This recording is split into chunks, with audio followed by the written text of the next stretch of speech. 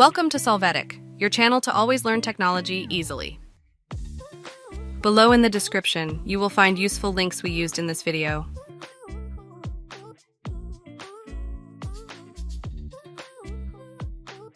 Today in Solvetic, we will see how to remove space between lines word.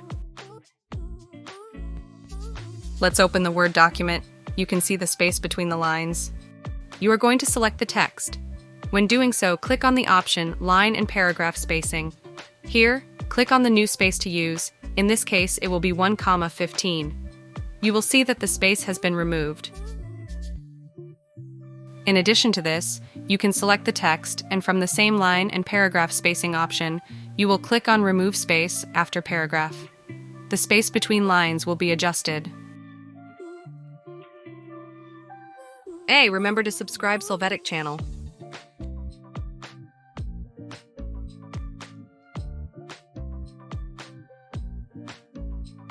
We hope it has been helpful for you.